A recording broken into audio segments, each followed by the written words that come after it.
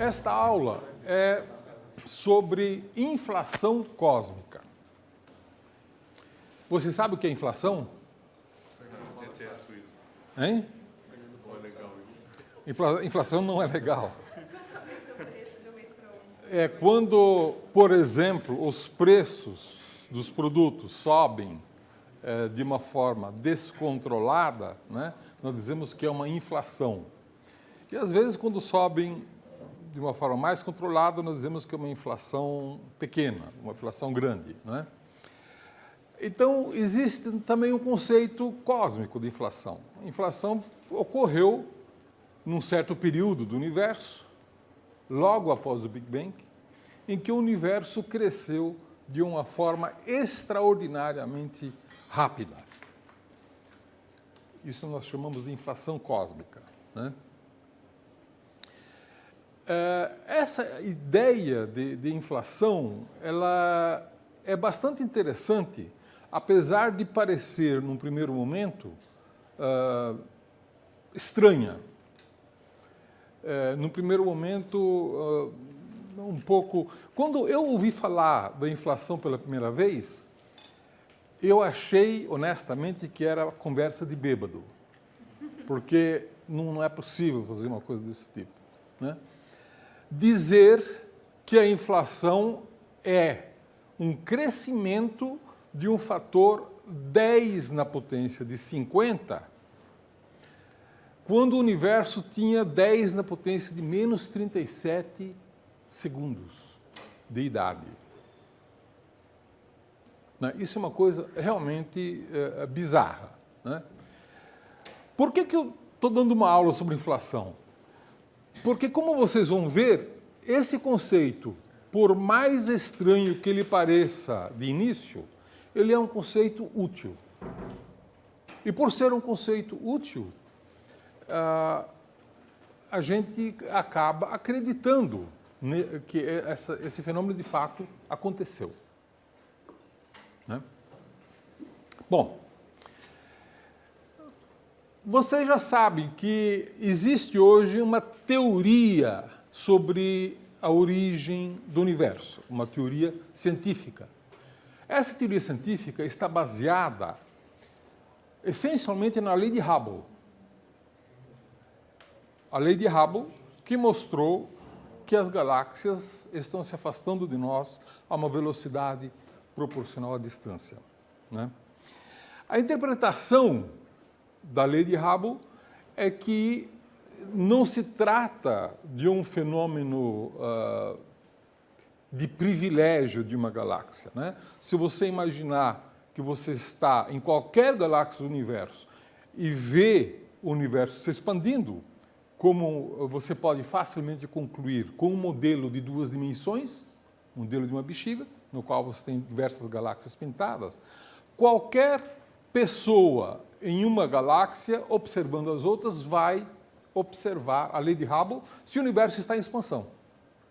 Se o universo estivesse em contração, observaria o contrário, que as galáxias estão se aproximando uma das outras. Tá? Então, a lei de Hubble foi logo interpretada, especialmente pelo Georges Lemaitre, como evidência de que o universo teve uma origem. E o Georges Lemaitre fez um modelo, né? Essa ideia transformou-se num modelo matemático, que descreve as equações dentro da teoria correta da gravitação, que é a teoria da relatividade geral, né? Então, você passou a ter um modelo. Esse modelo foi muito útil, muito interessante, porque permitiu fazer previsões. E isto é uma coisa notável na ciência, né? Quando um modelo permite você fazer previsões que podem ser testadas em laboratório, ou que podem ser testadas observacionalmente por telescópios, então esse modelo passa a ser útil, porque ele pode ser testado. Se o modelo passa pelo teste, ele começa a se afirmar. se ele passa por 2 testes, ele já adquire uma solidez maior e, aos poucos, passa a ser chamado de teoria, né? Então, a ideia de universo em expansão passou para ser tratado como um modelo de Lemaitre, de expansão, que previu que deveria haver uma radiação, não foi o Lemaitre que previu, mas usando o modelo de Lemaitre, vários astrofísicos previram que deveria haver uma radiação cuja temperatura seria extremamente baixa. Esta radiação foi detectada. Tá? Essa radiação foi detectada. E ela, inicialmente, foi determinada uma temperatura de aproximadamente 3 graus Kelvin, depois 2,7 graus Kelvin, e hoje nós já sabemos que essa radiação cósmica de fundo, como nós a chamamos, tem uma temperatura de 2,72548, mais ou menos 0,0057 graus Kelvin. Tá certo? 3 graus Kelvin seria algo como 270 graus abaixo de 0 centígrados, né? É muito frio. Foi também feita uma previsão de que se o universo tivesse tido uma origem, né, esta ideia do Big Bang, aos 3 minutos, o universo teria produzido uma grande quantidade de elemento químico hélio. E esse hélio passaria a ter mais ou menos 25% da massa do universo. E 75% seria hidrogênio. Isso também é uma previsão interessante, porque ela também pode ser testada. Basta você olhar regiões do universo onde praticamente não houve formação de estrelas, não houve formação de elementos químicos envolvendo estrelas. Nessas regiões, você vai ter a abundância química primordial do Big Bang. E o que você observa? 75% da massa é hidrogênio e 25% é hélio.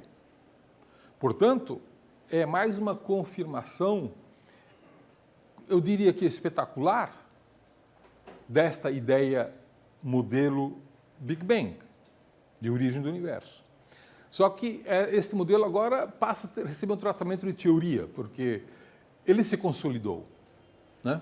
E as pessoas começaram a acreditar nessa teoria do Big Bang e começaram a fazer outras previsões, tentar entender outras questões envolvendo o universo como um todo, né?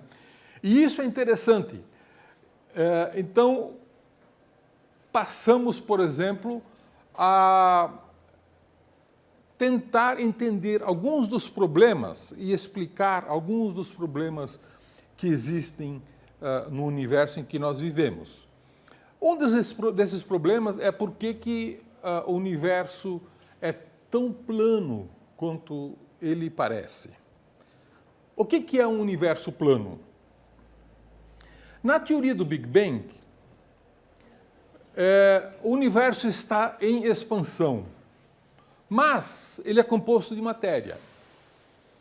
Se ele é composto de matéria, as forças gravitacionais, evidentemente, farão com que essa expansão seja desacelerada. Correto? Agora, essa desaceleração, ela pode ser grande, de tal maneira que o universo, que teve uma origem,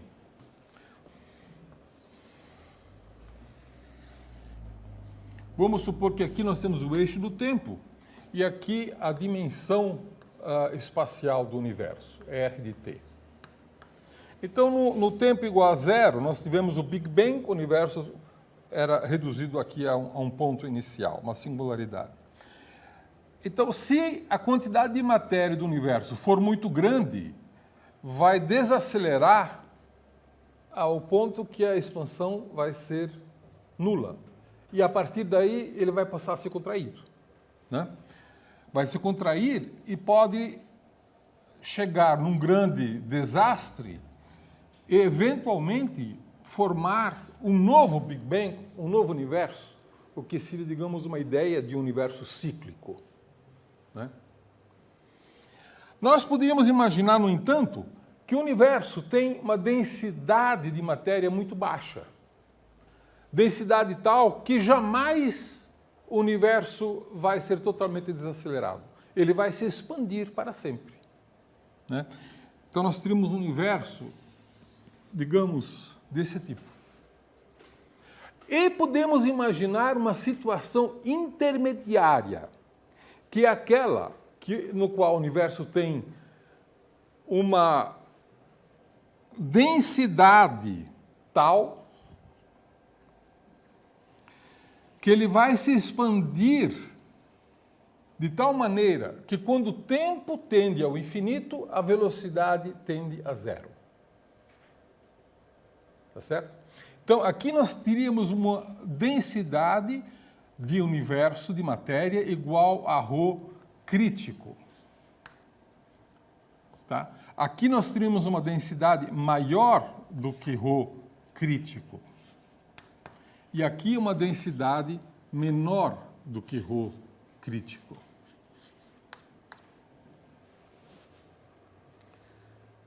Tá certo? Muitas vezes isso é parametrizado em termos de ômega igual a ρ do universo sobre ρ crítico. Tá?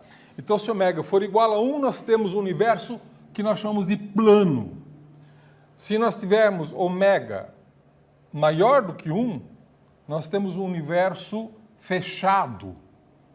E se ômega for menor do que 1, nós teremos um universo aberto. Universo que vai se acelerar, que vai se expandir para sempre, né? Então, um dos problemas que se colocava é por que o universo é tão próximo a ser plano, né? E havia outros problemas também. Por que no universo não existem monopolos magnéticos? Não vem ao caso a gente discutir aqui o que são monopolos magnéticos, mas uma teoria convencional do Big Bang prevê que deveriam existir monopolos magnéticos no universo, né?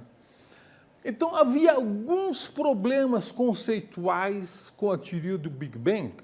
E, em 1980, um físico norte-americano chamado Alan Guth propôs que, no início do universo, houve um período de inflação. Isto é, o universo cresceu de uma forma extraordinária.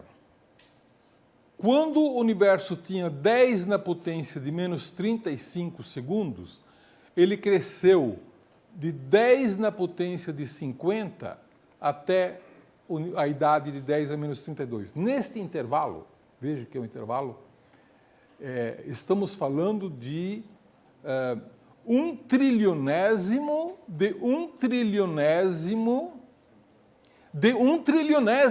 de segundo.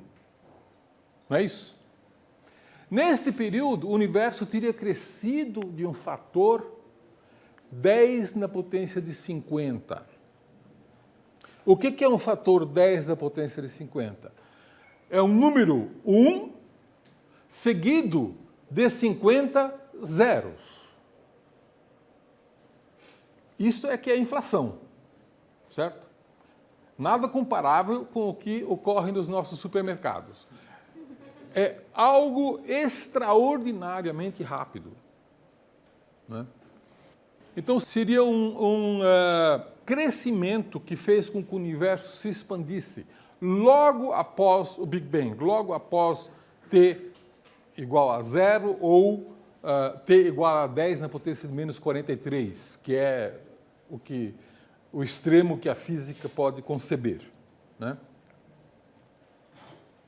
O que a teoria da inflação pode nos prever?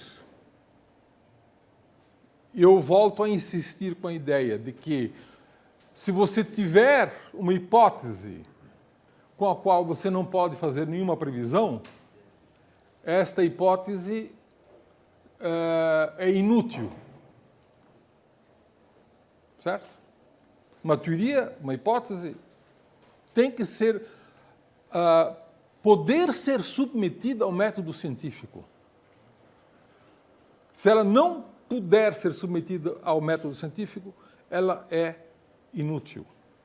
Esta, por exemplo, é uma das críticas que se faz à teoria de cordas, porque a teoria das cordas não consegue fazer uma previsão que possa ser testada na prática. Né? Mas a teoria do Big Bang fez previsões e essas previsões foram confirmadas. A ideia de inflação também ela pôde fazer uma previsão. E essa previsão está associada com as flutuações da radiação cósmica de fundo. Vejam, vocês já ouviram falar no princípio de Heisenberg? Não é? No princípio de Heisenberg.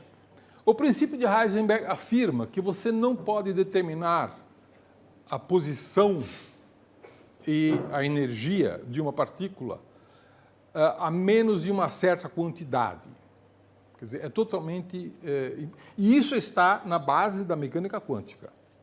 Então, você jamais pode ter uma certeza, uma medida absoluta de alguma coisa. Sempre existe uma incerteza associada. Por exemplo, a massa, a densidade, e assim por diante. Ora, imaginem que quando o universo tinha 10 a menos 35, havia certas flutuações quânticas associadas ao princípio de incerteza de Heisenberg. Se esta incerteza na massa for multiplicada por 10 na potência de 50, você tem uma massa comparável à massa de um aglomerado de galáxias, ou de uma galáxia. Isso sugere que as flutuações que existem no universo em grande escala são de origem quântica, que foi multiplicada pelo fator de inflação. Essa teoria, essa ideia de inflação, previu também que a radiação cósmica de fundo deveria ter flutuações de temperatura. Com o mesmo raciocínio, né, do princípio de incerteza, você pode fazer previsão da flutuação da temperatura, que são aproximadamente de uma parte em 100 mil.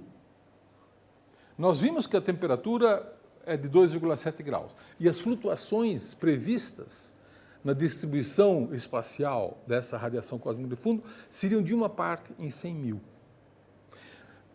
Para testar esta ideia, foram feitos muitos experimentos, mas o primeiro experimento que conseguiu detectar essas flutuações foi um experimento de um satélite artificial chamado COBE.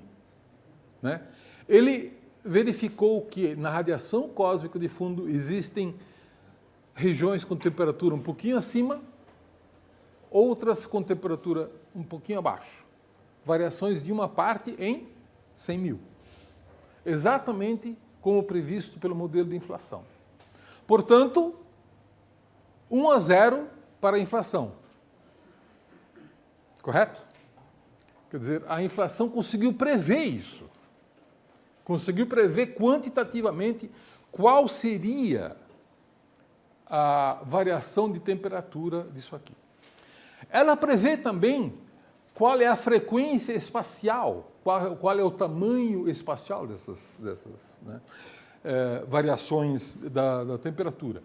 E com isso foi, então, tentado fazer medidas mais precisas, e um outro satélite chamado WMAP fez esse mapa aqui, vocês notem, com muito mais nitidez, né? E o satélite Planck fez este mapa mais nítido ainda. São todos eles compatíveis, eles representam basicamente a mesma coisa, só que este é mais nítido, tem escalas mais finas do que os anteriores, né? Todos eles compatíveis a distribuição de escalas é compatível com a ideia da inflação. 2-0 para a inflação. Certo? Portanto, nós acreditamos que a inflação muito provavelmente, de fato, ocorreu. Pois não, você tem uma pergunta? Mas tem uma possível explicação? Bom, a pergunta faz todo sentido. Por que ocorreu a inflação, afinal de contas? O que foi que produziu a inflação? A resposta é que, de fato, nós não sabemos.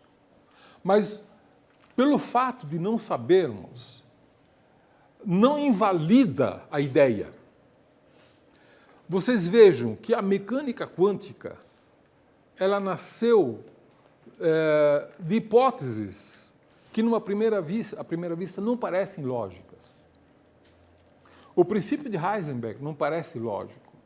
A estrutura quântica do átomo não parece lógica. Você não consegue derivar isso, imaginar isso, usando as leis mecânicas clássicas, eletromagnetismo. Então, foi postulado que haveria níveis quânticos que, no primeiro momento, não eram lógicos. Por que passamos a acreditar nisso? Porque é uma ideia que permite você fazer previsões, permite você fazer contas e verificar no laboratório se esse modelo está correto ou não, se ele faz previsões verificáveis. Tá certo? Mesmo que você não tenha uma explicação lógica, entre aspas, para o princípio de Heisenberg, para o princípio de incerteza. Não significa que ele não seja útil. Útil nesse sentido de utilidade, né? Então, a inflação tem também essa característica. Ela foi postulada, num primeiro momento, para resolver alguns problemas, e ela foi usada para fazer previsões. E essas previsões foram confirmadas. Então, a gente precisa, pelo menos, levar a teoria a sério. Tá? Então, nesse diagrama aqui, nós temos, digamos de uma maneira muito simplificada, a história do universo, né? O tempo corre aqui, e aqui, digamos, temos uma escala de dimensão que não é exatamente linear. Isso seria uma coisa qualitativa. Bom, então, aqui no instante zero, ou 10 na potência de menos 43 segundos, que é o tempo de Planck, né? Fisicamente não faz sentido falar em tempos menores do que isso. Esse seria o instante Big Bang, né? Então, logo após o universo se expandiu de um fator extraordinário até 10 a menos 32 segundos, né? E a partir daí passou a ter uma expansão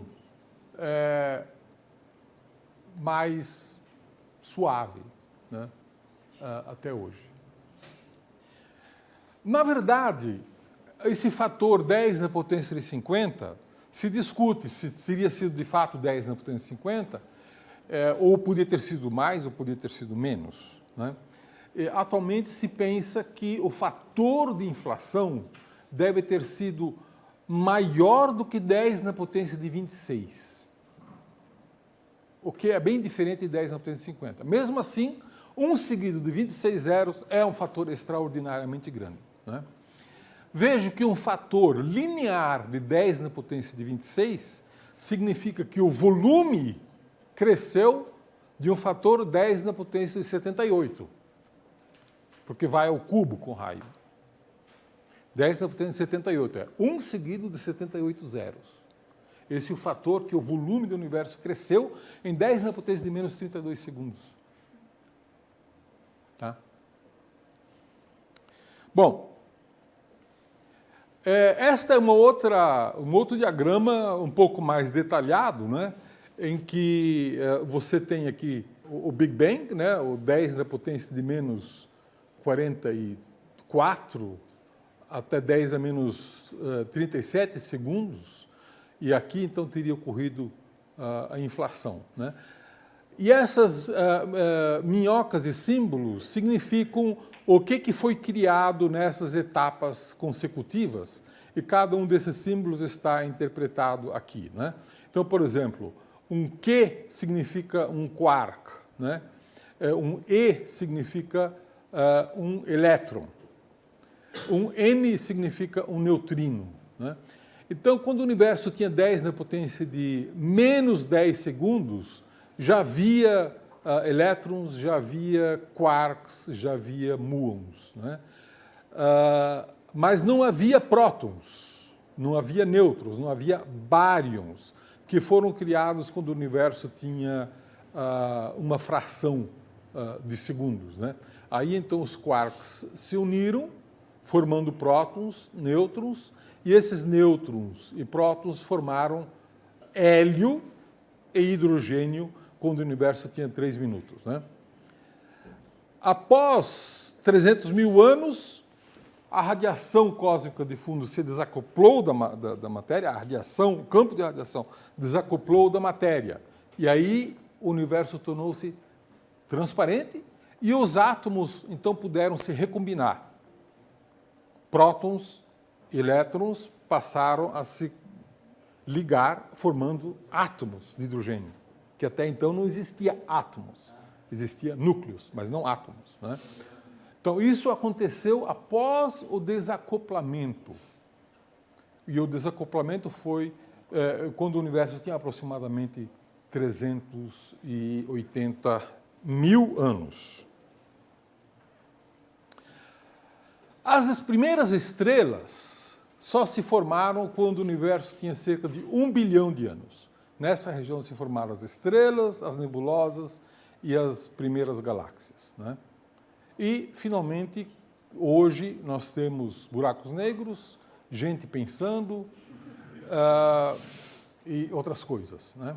Então, esse é um diagrama interessante porque ele mostra o tempo, o eixo do tempo, o que aconteceu em cada um desses instantes, né? Qual é a temperatura do universo, né? E as energias envolvidas.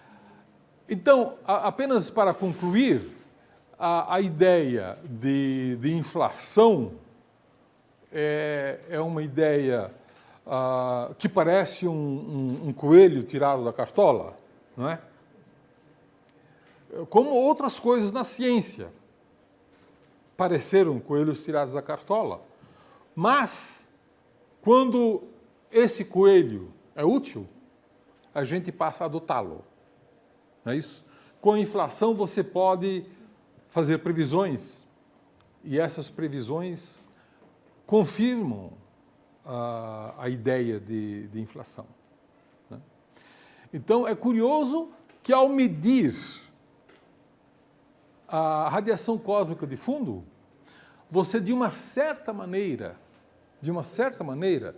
está interpretando o que aconteceu no universo antes que ele tinha uma idade de 10 na potência de menos 32 segundos. Tá? 10 a menos 32 segundos significa o quê? 0,32 zeros e 1 segundo. Tá certo? 1 trilionésimo de segundo é 10 na potência de menos 2. 1 trilionésimo, 10 na potência de menos 12 segundos. 1 trilionésimo de 1 trilionésimo de segundo é 10 na potência de menos 24 segundos, né? E 1 trilionésimo de 1 trilionésimo de 1 trilionésimo é 10 na potência de menos 36 segundos. Foi aí que começou a inflação. Tá? E o fator de inflação ainda se discute exatamente se foi 10 na potência de 50 ou algo parecido. O que se sabe é que ele deve ter sido maior do que 10 na potência de 26. 1 seguido de 26 zeros. Então, vejam que hoje nós não estamos mais discutindo se houve ou não houve Big Bang. Nós estamos discutindo outra coisa. Nós estamos discutindo como é que foi esse Big Bang. Como é que foram os detalhes desse Big Bang? Logo no início do universo. O que ocorreu imediatamente após T igual a zero? Né? E o impressionante é que isso pode ser estudado experimentalmente. Isso pode ser submetido ao método científico e podemos verificar se as previsões se confirmam ou não. E isso é algo extremamente poderoso na ciência, na história da ciência, mas continua sendo na ciência atual.